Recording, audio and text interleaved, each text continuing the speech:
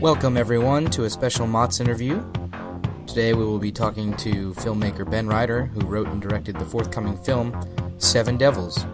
As always, this podcast may contain spoilers, mature content, and inappropriate language. Listener discretion is advised.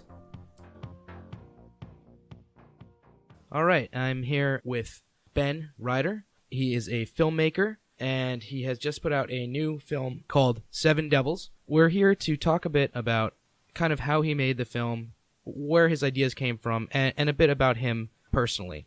So, I just have a little bit of a bio to give for Ben. Actually, I should introduce you first and allow you to say hi. So, Ben, here you are. How are you doing? All good, thank you. All right. Good to hear, sir. So, we're kind of looking at your bio that you sent over. You were born in Zimbabwe originally, correct? And then when you were 3, you moved to South Africa for a year. Yep. And then you lived in Israel, and then you moved to London. So you've been kind of all over the place. There's a lot of traveling. Yeah. Do you think, just as a little like intro question, do you think all that moving around, how do you think it influenced you, like the projects that you work on, things like that? Probably finding film was provoked by it. I mean, when I was about 4 years old, I used to watch films with my grandmother. But when we moved to Israel, the film channels were the only ones that weren't interrupted by breaking news. So, Gotcha. Used to spend most of the summer holidays, which in Israel are very long, watching films. So that element definitely fed in terms of finding film. And then the other element would be when you move around that much, for the number of years that I did, you end up discovering different cultures and different people and different arts. Yeah. So that feeds in overall. Right. Yeah. That's that seems like it would be one of the things that would make a big impression on you, is just seeing so many different people and wanting to tell all those different stories. That's also, I suppose, to a degree, even Seven Devils, it's a play off the seven deadly sins. So religion in Israel's kind of big. Kind of a big deal there. Yeah. So I hear. Yeah. So I guess maybe I want to talk a little bit about your filmography here. It looks like you have 8 director credits, 10 producing credits, and 11 writing credits. And your first film, it looks like, was one that you did in 2013 called Aquarius's Mule. Yep. It was a short film. Just a short film. So you say that this wasn't the first film that you did, right? You did a couple other things when you were younger, but this was the first one that you put on your IMDb credits, basically. So what made you kind of decide to jump into that? The project, in terms of where it stood, was probably the first that I'd spent proper money on. Also, it was the first one that featured professional actors, although there were a few that we did at university that had professional actors, but they were university projects. There were nothing more than camera tests and, would you do those funny editing exercises. So, also, prior to making that, I had done a few months as a script supervisor. So, between my uni years. So, it was kind of realizing what you could pull off with £600. Yeah, I mean, that's pretty impressive that you can pull anything off on £600. But indie filmmakers seem to, find a way to get it done with those low budgets. So I guess we're kind of changing up how I said we were going to do this, because I'm finding it interesting to go into a little bit about how you started your filmmaking, and then we'll go into Seven Devils a little bit more. But what made you kind of want to go into doing feature lengths, or did you always want to go into or do feature lengths and shorts were just a way to start off? So, following on from discovering films in Israel, when we lived there, I was under no illusion that becoming a filmmaker was basically impossible. But once we moved to England, it kind of became a dream that one could potentially achieve. Right. But obviously, you go into it thinking that a film director does one thing, and then you find out they do another. No one talks about the long days or dealing with mood swings. Yeah. But then once I did script supervision and saw other people direct, it was kind of a clear path. And of course, once you've done a short film, I think a lot of people go down the route of doing more short films and trying to perfect that. But I never dreamt of wanting to make short films. Right. I don't usually watch them, although that's a bit of a lie, because I now work as a judge for a film festival. But that's cool. Otherwise, I would not watch short films. So yes, features are the game plan.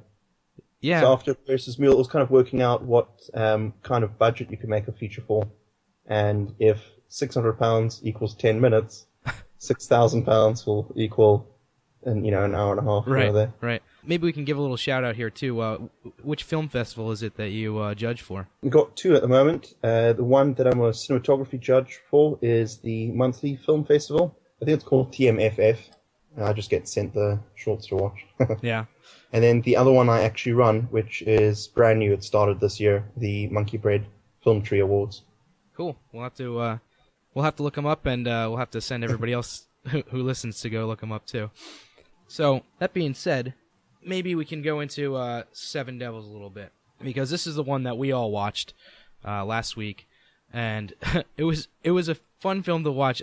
We really kind of jumped onto some of the vignettes and really liked a few of them. The gluttony one was just the High Almighty one was just bizarre and awesome. Kind of reminded us of like an Adult Swim short or something like that, you know. We were talking about references and some of the references that we noticed in your works. There was one that we're almost 100% sure was a direct reference, which was the Pulp Fiction one. Yep, that's in Greed, and there were a couple others that were like, oh, this feels kind of like something. What was it? The Pride one with the plastic surgery. The opening felt kind of like Gladiator-ish with walking through the wheat fields, you know. I'll admit, didn't think of Gladiator. But okay. Fair enough. And then there were like some of the musical choices kind of felt referential a little bit. Like I think it was that same one felt even kind of like Phil Collins-y, you know. Right in the beginning, just brought out like that Phil Collins feel. So, can you tell us any of the other references that you used, or any of the other inspiration that you drew? Definitely, probably easier to go segment by segment. Although don't let me go on too long. So, Lust, which focuses on a hustler would be the best way of describing him, or a male rent boy who gets hired by a blind woman. The film style was probably most consciously nicked from Terrence Malick. Very natural light and basic setting, although we did film it indoors, which is everything he doesn't do. Right. The music, though, was, I think I sent Lana Del Rey's music to the composer as a reference. Isn't Phil Collins. But it had those great orchestral sweeps, which really helped when you have the scenes of the blind woman kissing for the first time. I actually loved one of the sorry to interrupt you, but I actually loved one of the shot with the water glass, and then it came out, you know, reversed in the glass was a really cool shot. I like that one. I noticed and I wrote something down about it right away because I wanted to remember it. Everyone talks about that shot. Yeah, hey, it's a great shot. It was like very Citizen Kane-y to an extent, in a way. I hope the actors don't mind me saying this on the record, but it was quite a fun one because whilst we were staging the sex scene, they were very nervous as to what was going to be on camera and wasn't, and I was like, we're filming through glass, it doesn't really matter. Yeah. It's a while for them to actually realize what was going on. And and that turns out to be the scene that everybody talks to you about, and like everybody noticed. And then the ending of Lust was more von Trier, as in Lars von Trier, kind of like the one long take that's handheld when you reveal the twist. That segment Lust actually was at first it was a camera test for 4K. It wasn't actually, it was never intended to be a feature film. Oh, wow. So after making my first feature, To Love Somebody, on the Canon 7D, we upped the ante and got a 1DC. And I was conscious of the fact that it was going to change how I work on set, because you can't just film for hours and then pick what you want, because, 4K, what is it, 1 minute is 4 GB, so you guzzle space very quickly, and that affects post-production. So that segment was actually a short film first, and then I pulled it from distribution, realizing I've already got 10 minutes for a feature. Yeah. And I think in shooting order, we did do Wrath next, which was a second. I'll admit that's probably like my least favorite out of the lot, although it seems to be very popular. References-wise, I'll admit they've gone fuzzy, but probably along the lines of ethical European cinema. So stuff like Michael Haneke.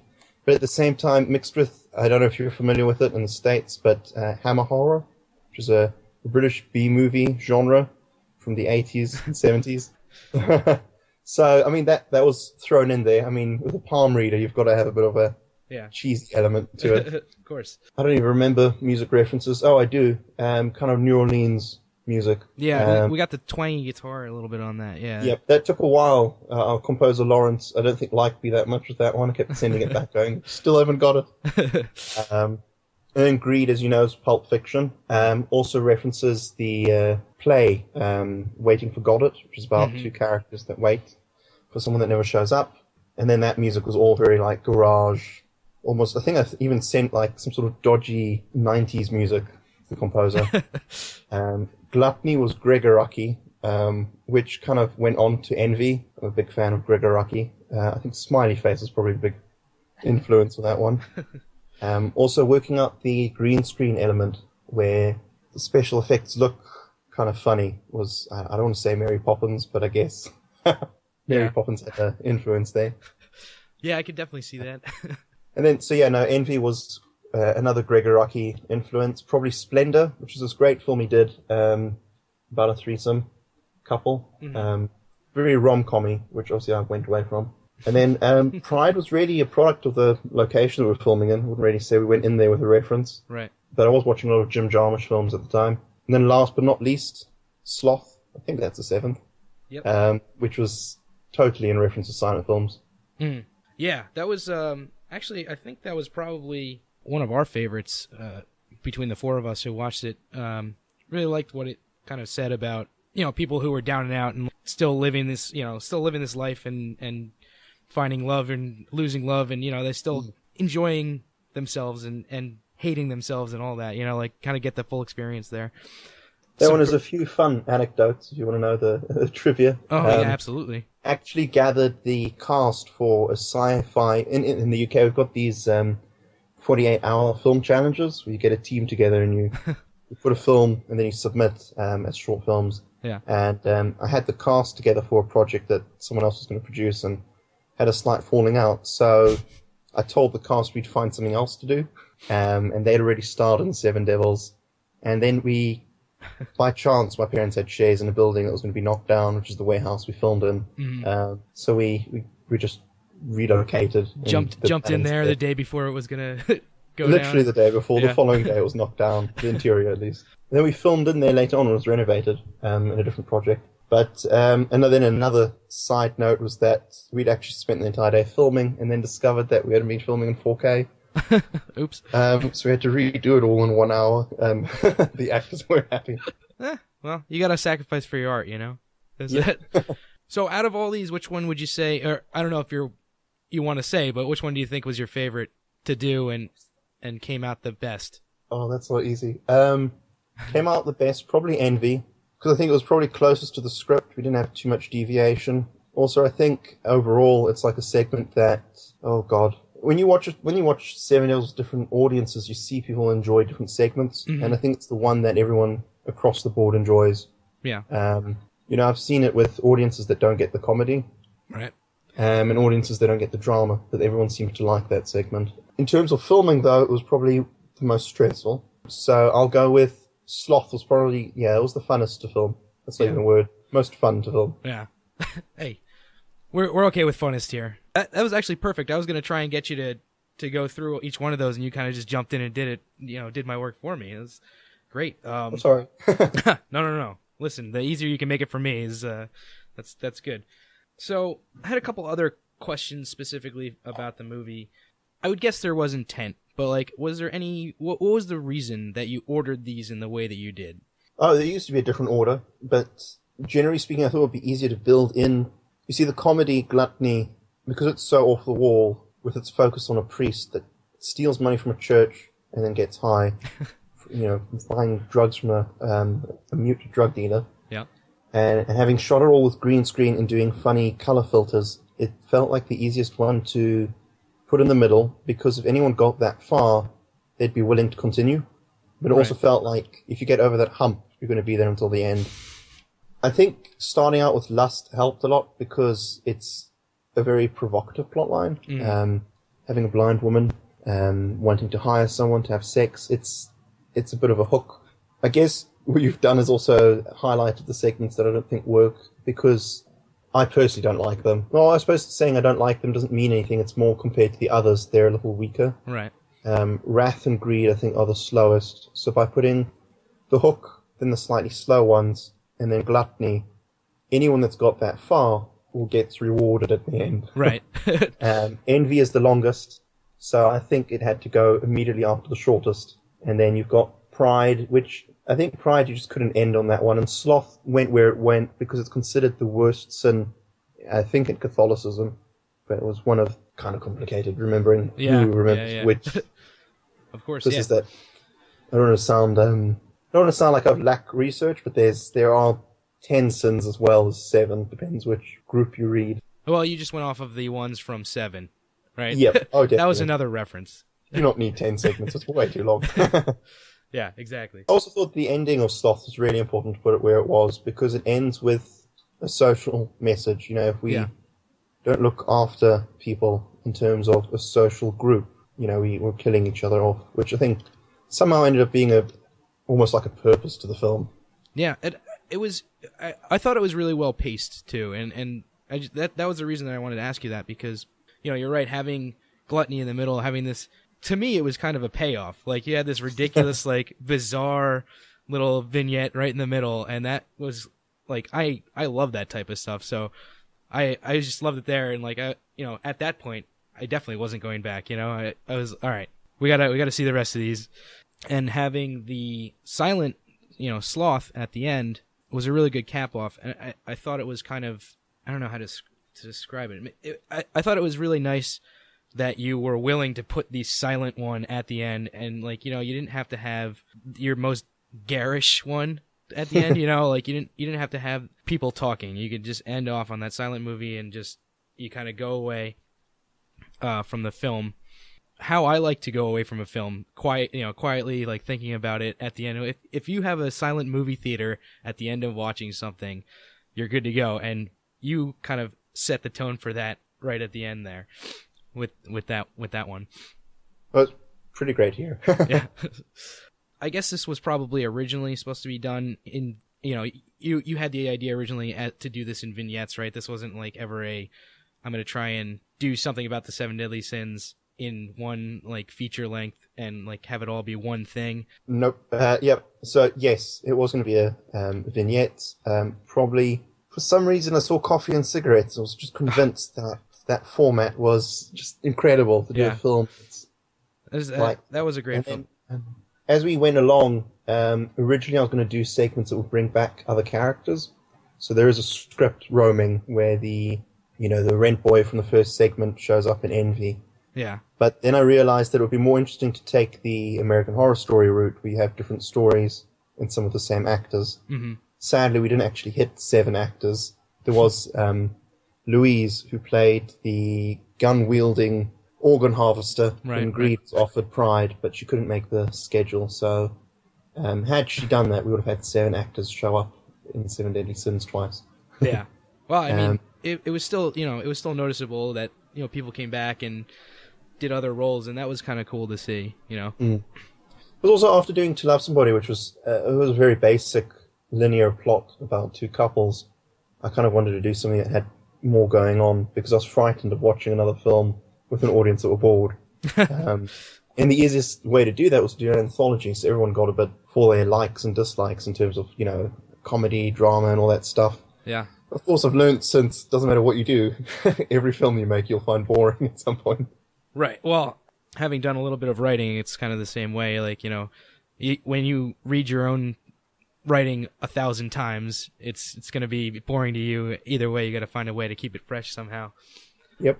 Would you ever be, I guess, interested in expanding any of these vignettes to like a larger film, or no? That seems to be like a running topic.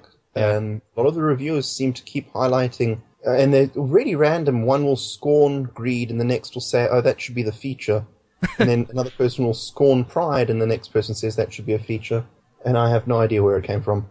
A lot of them, for me at least, in terms of how they were written, they kind of like build up to cliffhangers that don't have endings. I don't know what happens at the end of them. I mean, I do know in terms of where the short ends, right? But I'd have no idea where to take it next. You'd be effectively creating a new plot line because a lot of them are circumstantial and based in terms of situational places. So a character arrives to a place and they interact with either who's already there, or they interact with the space and they leave, or they get stuck there. So I guess in a weird way I'm saying, no, I would never expand it. But that's a bit of a lie in a weird kind of way. In terms of style, yes. In fact, Gluttony, I mean, it's great to hear you liked it so much. It seems to go down quite well with most. The writing style of doing something so outrageous and experimenting with the camera work and editing, that's fed into the next project, which I've just finished filming, which is an adaptation of A Midsummer Night's Dream called More Strange Than True. Mm-hmm. Which, I mean, it's not an expansion on Gluttony from Seven Devils. I mean, in no way does it have any similarities to it, but the crazy characters doing really random things, talking nonsense, kind of became the thing to do. Especially with A Midsummer Night's Dream, it's a fun play because it's basically about people that go off into the woods to have an orgy. Yeah. So, doesn't matter how, I'm going to get scorned by people that love Shakespeare for saying that, but that's what it is about. Yeah. So that's what Gluttony kind of allowed to do. And then I don't know, Seven Devils was just an experiment, and it's so funny when people, at least to me, it's weird that people say, oh, this segment should be expanded, because to me it doesn't exist beyond the 10 pages. Right. Well, that's kind of, there's kind of two schools of thought on that, you know, like a lot of people go back and expand stuff that they've been working on, but a lot of people say, once I'm done with it, that's over, like, time to move on to the next thing. Yep. So I've become very keen on Andy Warhol's method, which was, he used to stay up all night and paint around the 70s when he was very popular. Yeah. The whole point of it wasn't because he was trying to mass produce his art. That came later on in the 80s. In the 70s, it was more to do with the fact that he was worried about how critics were responding to his paintings. So by the time there was a new gallery showing, he'd already have completed his next collection. Right. So I kind of feel like filmmaking should be that. If you're unsure about how the film's going to go down, you should keep working, because by the time someone reviews it, you've already got another project completed. You've moved on. You're already doing that. Whatever the reviewers say about that first one doesn't even matter anymore. Yep, exactly. I suppose here's a better question. Which one would you try to expand? Which one would I try to expand? Let me go back. Just out of intrigue. Let me go back and look. I might try to expand the Envy, just because I think there's a lot of room to have a whole world there of people that are just living in other people's houses. You could tell the stories of every house, you know, and how everyone who dies in the middle of the night for mysterious causes is just caused by some ghost that's lonely. Well, no, I can see that. Although I guess then it could end up being like Murder House with American Horror Story. Yeah, there you go. But yeah, no, I can see that. Scott's showing me his choice would be Wrath. I don't know if. Oh gosh, can't be serious. That was too long. Scott, do you want to jump in for a second and? Sure. So I'll try to do as best I can. I just thought it was an interesting setup, and that there's a lot of elements there that would be interesting to expand upon, whether or not you have an interest in that. I liked it itself, maybe more. Well, great to hear. I've been told. The performances were great in that, but yeah. I mean, there were a few scenes deleted even. It originally opens with like a news reporter, announcing the convict being released from jail and all of that. But so, I don't know, something for me didn't work. Maybe it was the budget, but it was even. Well, I can see that the palm reader character is quite interesting. Yeah, exactly. That's sort of what I'm getting at. But I just thought there's a number of elements there that, if you wish to, I think could lend themselves to be expanding. But looks like you just told me you have like lost found footage anyway, so maybe you can release that at some point. But that's all. I'll let Steve take over now. All right, I'm back. Yeah, I mean, like I said, I would probably go with Envy. Scott says Wrath. Hey, maybe Scott can license it from you, and we'll have a partnership going. I mean, it's a funny one because essentially, although it did take quite a while to film, I've recently, worked again with a lot of the actors from Seven Devils on More Strange Than True, and it's quite funny to have them show up on set and go, "Oh, I haven't seen you for 2 years." Well, of course, I've seen them for 2 years in the film, but no one has access to the film really just yet, because we're only releasing it in May. But to me, it's old. Yeah. Well, of course, you've been working with it since you started. When did you wrap it? I want to say, I think we wrapped principal photography around July 2014. Wow. Yeah. And then post-production would have been finished around I remember seeing the first screening around, I think we did it around February 2015, and then it did the whole festival route which has led us to where we are now. Right. It was a really tough project to get made because it was two things. One was I just graduated from university. That's when I started it. And around, I think it was about, when we shot Envy, which actually I think in terms of shooting order was the third one that we filmed, we initiated legal action against an actor that had leaked footage from To Love Somebody. Oh, wow. So whilst I was making Seven Devils, my first feature was being held back from being released. Yeah. Because the film was leaked online. So it's kind of weird to be working on something whilst trying to juggle this legal case, and it kind of just went on too long. It was also filming a segment a month, meant that we had that goal of clocking 10 minutes every month, but it didn't feel like we were making a feature film until we'd finished. Yeah. Which, of course, is a nightmare. Here's a tip to anyone making an indie film like that. You've got to label your dailies, because you don't want to show up 6 months later and realize not one shot is labeled, and you've got to edit everything.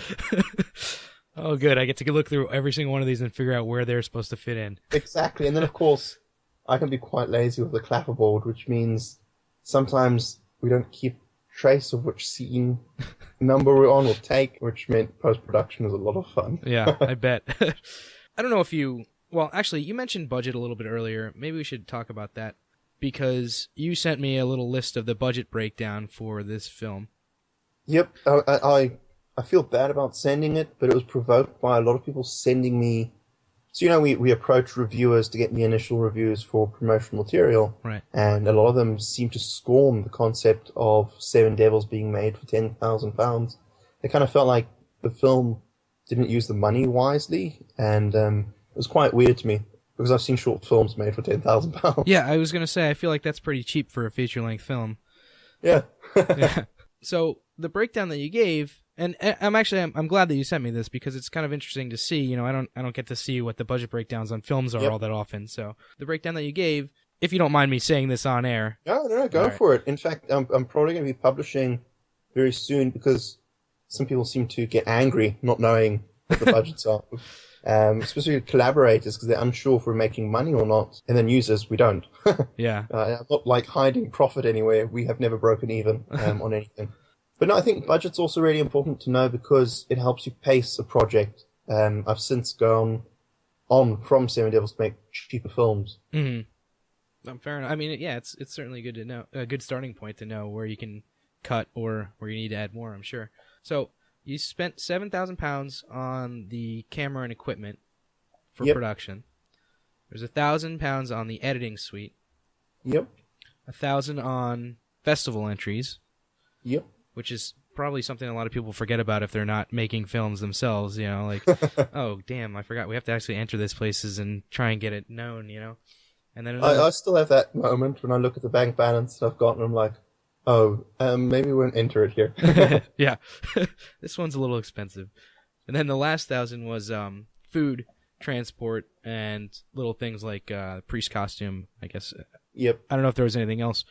I don't think Seven Devils, we didn't pay for any location. They were all free. Mm-hmm. In fact, to show you how cheap we went, the Gluttony segment was filmed on the first floor of the building where we filmed Greed. So we filmed Greed in the basement, and then we filmed Gluttony on the first floor of that building using green screens, which is also where I used to hold the auditions. So nice. Well, you're using your space to the best of its ability over there. No, that sounds. It's probably underestimated, but that's about it. £10,000. The equipment, we purchased it because we realized it would be cheaper in terms of the longevity of filmmaking to pick a camera and buy it that does 4K than to rent every project, especially with Seven Devils, because we're filming every month. You have to arrange the rental every month, which came in great hand. Like Pride, we filmed down in the countryside. I'd gone down there to produce a short film that I shot, and in exchange for those 4 days that I worked on the short film, I got, I think it was about 5 hours in the house to film, which were interrupted by someone vacuuming. And then also nearby we had that, what are they called? Not a theme park. Oh dear, it's gone. Oh, the carnival that you had? Yes, the carnival, Thank you. I was trying to remember what the British names for that is, but oh well. So, like, for example, then we just popped up and, we asked if we could film there for the day for free, and they gave us an hour. But as a rule, like, production-wise, it really is, so the equipment once we had that, it was really getting people on board, willing to do it, a day or two for free. Mm-hmm. I mean, that's the funniest bit. You have people show up just for one day, and that, all of it equates to probably 15 days in total, but yeah, it's like a year and a half's worth of work condensed into those few days. Filming is quite weird. Yeah, well, then you're looking at them for the next, year and a half or whatever. Yeah. It feels like you're best friends, I'm sure. I don't know. Is there anything else that you wanted to talk about as far as the film itself? I can't think of anything. I mean, off the top of my head, the only thing I think we didn't mention was the different styles and genres. But it's quite easy to expand on. Choosing the different genres and styles is just more of experimenting. Yeah. And trying to find... at the time, I was obsessed as an indie filmmaker. I was convinced that if you made a film that had different styles in it, you'd get noticed. For some reason, I've learned since that's the opposite. Right. So I'm sure it's a lot harder. One style or one genre, because then it's packaged easily for a film festival. Yeah. I mean... Yeah. Well, I've exactly. Had funny emails. What genre do they say this is in when it goes into a festival? They don't. I've had also, rejection letters that go, we don't know where to put this. It doesn't fit into our love category. It doesn't fit into our horror. Yeah. It's quite funny. So that's the only thing I can really take. I took away from that. I was like, from now on, I've got to do a film that's a little cleaner in its packaging. Kind of like having paintings. You have to pick the frame carefully. You can't put a multicolored frame on it. Right. You have to match the frame to the painting, not the Yep. not the painting of the frame, I guess. All right, I did want to mention. So this has a release date of what day? Do you have a day in May? Not just yet, but that's because I need to pick the days. In terms of how we want to release it in the States and the UK. Right. We'll probably do the States first. I want to say the 6th of May. It'll be early May. Do you have locations? And then a week later we'll do the DVD release. Okay. So it'll probably be very quick. You're going to ask a question. Yeah, I'm sorry. Do you have locations that you're releasing at? Do you have theaters, or is it just going to be? No, it'll be on demand. Okay, all right, I got you. Don't have funding for theaters. Fair enough. Also, I mean, it's funny doing on demand. I have learned in the States, statistically speaking, there's a real push for on demand film watching. Mm-hmm. Also an appreciation for independent film. So I'm looking forward to knowing what To Love Somebody did in terms of... So we now got it on Amazon Video, not Prime, but just Video. And it's quite weird to see people watch it.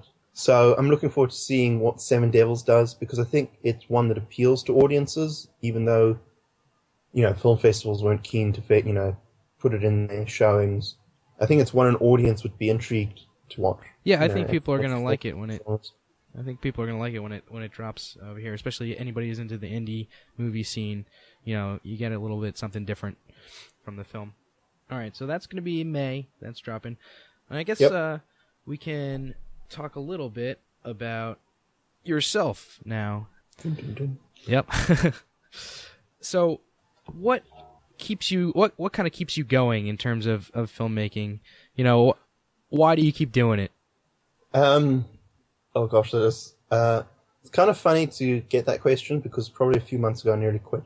Yeah. Watching films helps. When you watch films of a big enough variety, at least, I find that you realize that even if you're working on a small budget, there's different types of films, and even if your film doesn't gel with the audience right now, it's just because for whatever reason you haven't been packaged in a way that an audience could find you. Mm-hmm. That keeps it going. Otherwise, seeing the product, I don't want to sound egotistical, but it's really great to have those feature lengths year after year. It's like a goal. Recently, after making Seven Devils, I did take time out in terms of doing a feature, because I felt like it was such a mammoth project to pull off. So I decided to do some other, short films, started doing some feature length writing for other directors. And then after a while, I realized the year was nearly up. If I was going to do another feature, I had to get one done. Yeah. And setting that goal where you go, we're going to do a feature film, and we're going to film it in 4 months, we're going to film it in 5 months, we need to get a cast together, we're going to film. I think filmmaking primarily, just like, Steven Soderbergh mentioned this in one of his interviews, but I think primarily it is really to do with problem solving. Mm-hmm. You create a problem for yourself as a director, and then you try and solve it the best you can. And that's what keeps it exciting. Yeah, I mean, it's kind of, you're probably doing a whole hell of a lot more work, but it's kind of the same way that we felt about when we first started doing these podcasts and things like that. You know, like, yeah, it's fun to like sit around and talk about stuff, but after a while, you need to see it coming out.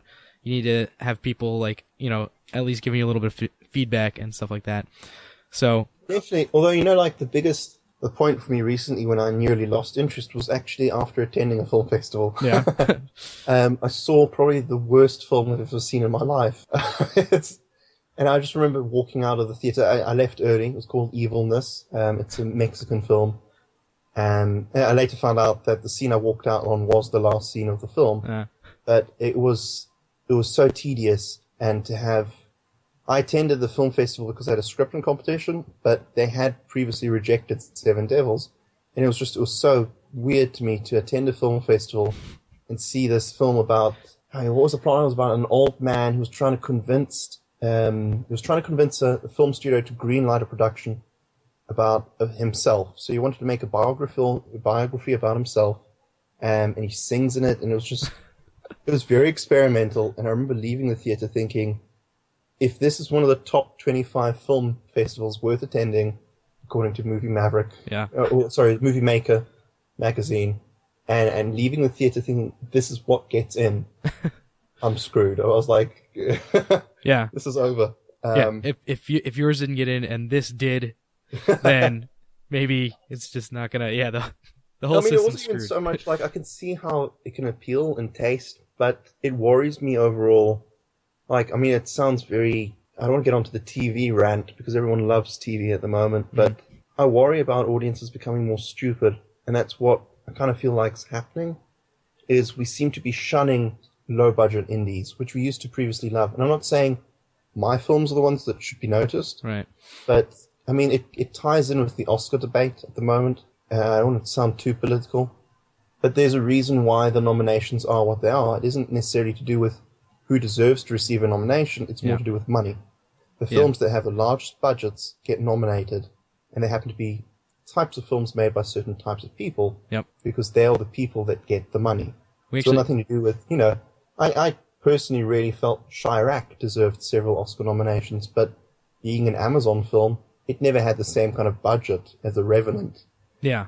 And I think it stems on several levels. And my love for film does continue in terms of I want to make films, I want to make features, I want to have a big filmography, because I really find the approach where you experiment with film rather than try to perfect it is really, really interesting. It probably comes from a background of doing art, where you want to experiment with different materials. Yeah. You don't want to be restricted to just using oils. But overall, like, when you throw in the TV model at the moment, where you have independent TV shows, or TV shows that seem to be embracing the auteur approach, and then you throw in the audience demands, you know, like House of Cards, you had to be violent, had to be this and that. Right. And you suddenly realize that the reason a film like Evilness gets into a film festival is because it doesn't represent necessarily good storytelling. It represents a certain type of film that people won't find elsewhere. And it seems to... Obviously, you want that in a film festival, but at the same time, there's this overall idea that low-budget filmmaking, or even filmmaking that's not necessarily entertaining or, you know, generic, seems to be shunned. So I'd like to think that I'm rising to the challenge, but also get put off by it. Yeah.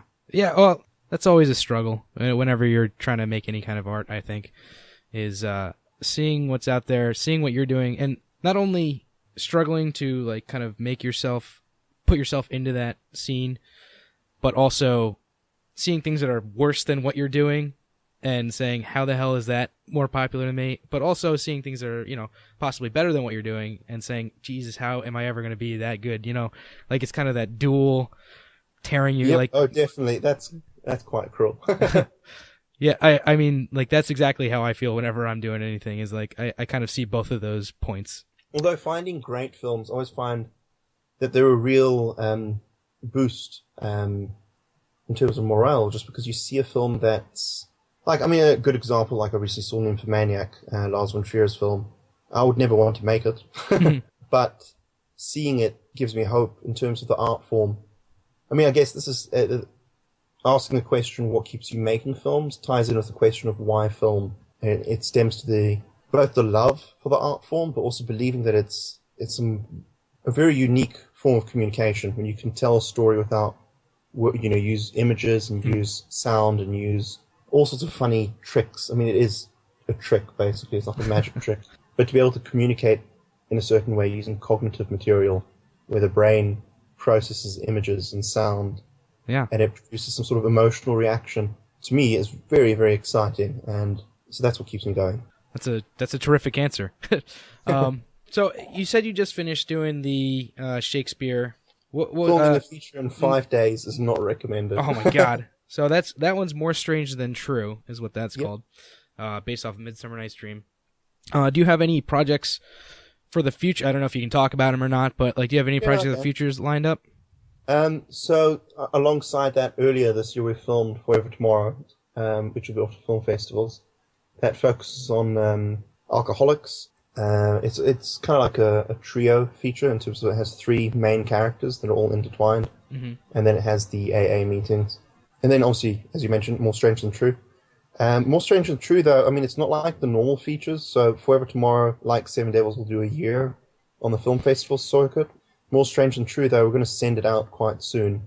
I came across this independent film. I don't remember what it was called right now. It'll come to me later on. I remember the filmmaker's name was something Beck. I'm doing a really hard. Oh, this is horrible. I should be able to promote someone else's work. But he basically made this feature film and he released it pretty soon. And I mean, it hasn't given him anything. But I realized traditionally around the winter time, I seem to do other people's projects. And I decided this year that it would probably be better off to do one of my own. So I threw that feature together in order to release it quite soon. So that's going to come out in December. And it won't do the festivals. It will just get released immediately. And we'll probably I haven't decided how we're going to do it, but we'll do some sort of freebie element. So if someone shares it on Facebook, they'll get a free screener or something. So really trying to do the whole audience engagement. And then on from that, whilst Forever Tomorrow and More Strange Than True get released, we're currently filming another project called Our Little Haven, which I've been working on for about 5 years. Oh, wow. It was originally a short film that was optioned by a few production companies, and for whatever reason, it seemed to keep coming back to me. And then after completing Seven Devils, I decided to do it. We're going to be filming it, well, we already have started, but we're using CinemaScope digitally, and we're filming it through the whole year to get all of the seasons. Yeah. It's a bloody headache. So we're only 2 months in, really, and we'll wrap production January 2017. Oh, wow. And then on top of that, probably going to do another feature film this summer. Kind of treating 2016 as the shoot as much as you can year. Get 5 movies done and get out. Or not get out, but yeah. Retire. Yeah. And then otherwise, I need to redraft. I have a novel that needs to be redrafted. But that's a completely different topic. Oh, wow. Yeah. That sounds like you're busy. It's a weird one. It's all time management. Yeah. But who knows? Well, also, I think a lot of it stems from watching a lot of films and wanting to make a lot of films. I didn't this year, but the year before I kept the film diary and I saw 250 feature films. So you watch a lot and you see a lot of films. You're like, oh, I want to make a film like that. And then you realize, obviously, some films you can't. Can't go away and make something like Life of Pi because I don't have that money. Yeah. But you just get excited about new projects. Well, that's good luck to you with all those projects coming up. I hope they all go as smoothly as possible for you. Fingers are crossed. Our Little Haven seems to be the most doomed of them all. I was going to say, nothing ever goes as smoothly as it should, so... No, especially as we've now recast it 3 times. Oh, wow. Yeah. We started filming it literally after Seven Devils, so back in 2014. And we just started again, so you know. Well, I'm sure it'll all come together eventually. Fingers crossed. I guess... I don't know if there's much more. We actually went on a lot longer than I thought we were going to, which is great. By the way, no complaints here, and it's been a really good conversation. Maybe I'll leave off with a little bit of a softball question. What are your favorite films? That what are the films that you put in your give us your top 5 or something like that? Top 5. I'll start with the easiest. I lost count of how many times I've seen it, but last I had a number was over 30. And that's Sofia Coppola's Lost in Translation. Mm-hmm. I discovered it. I mean, saying young age is a bit of a cheat because it's not that old. But I discovered it when we moved to England, and initially loved it because I guess to a certain degree I saw the cultural clash that happened in the film. So it was definitely an audience identification with the whole being in a country. I mean, obviously moved here speaking English and reading it very, very badly. But I found a lot of, having grown up in a post-colonial background and then moved to England and discovered that all those post-colonial traditions don't exist anymore. Right. It was very weird. So the film jived with me on that level, and then it kind of went on from that, where I suddenly saw it as a drama, as a comedy, and then it's one of those films that, at least to me, when you watch it again as you get older, you realize that it's not the film that gets different, it's you. Right. You see it in different layers for what it is. And then, okay, you want a top 5.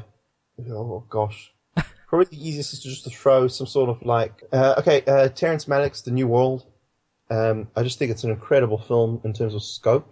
It also captures some sort of very weird, there's something very special about the way he made that film, and it tells a story in terms of telling the history, but it also captures what film was about, specifically with the end, and I hope I'm not ruining it for anyone, when the Native American character, who I assume is best described as Pocahontas, dies, and the film continues, and you follow, I guess, her spirit returning to America.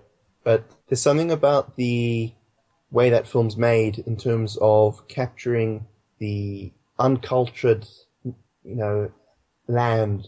And I'm not referring to so much the way that people behave, but rather the underdeveloped property, the agriculture that begins once they're invaded, that becomes very unique to the film. I mean, it's similar to what Days of Heaven did with wheat, but there's something that's very special. Maybe it's because I lived in a kibbutz.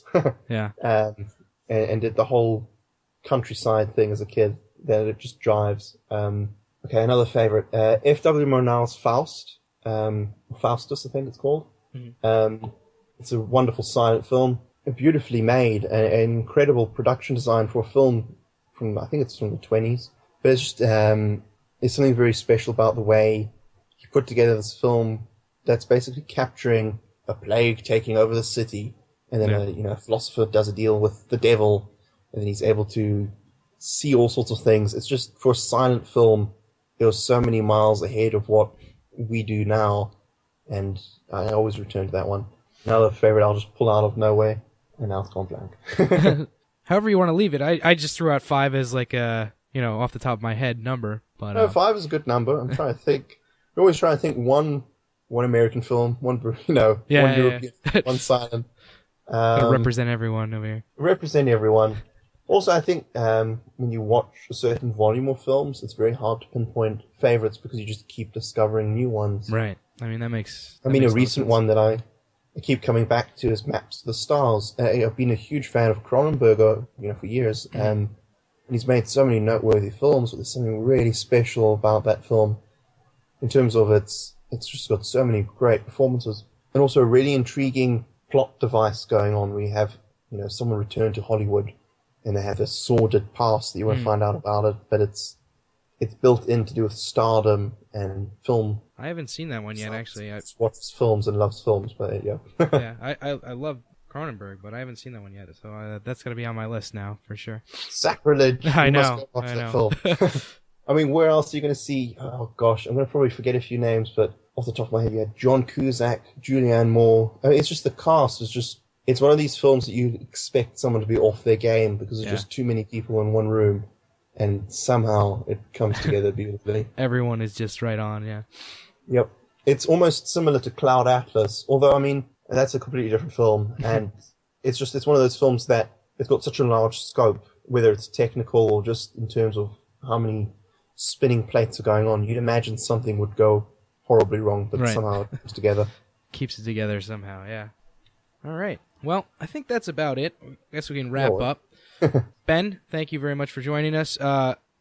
Everybody should check out Seven Devils coming out in May. I guess you said sometime in May there will be the US release and the UK release are both coming out the same month, correct? Yep. It'll go international on Vimeo immediately, and then we'll do the Amazon DVD and that kind of stuff like probably a week after. Okay, great. So we'll probably put something up on our site when it comes out as well. Just to remind everybody, this interview is going to come out a week from recording date, or not a week from, but a week and a couple days from recording date. So we'll let you know when it comes up. Just want to thank you so much for being here and chatting with us. It's been educational for sure for me, and hopefully for everybody else that takes a listen. And I don't know, maybe we'll chat again at some point in the future. If you got something else coming out, just hit us up. We'll pimp your movie, you know. More Strange Than True isn't that far. There you go. We get edited first. But yeah, just let us know when that's coming out. We'll chat again. We'll have another little talk. All right. Thanks again, Ben. This is Steve Ramosi signing off, and we'll see you guys later. Have a good one. This has been Von MOTS. Thank you for joining us. We'll see you next time. Music by Chris Morgan. Editing and engineering by Stephen Ramosi. This has been a Lost Signals production. All rights reserved.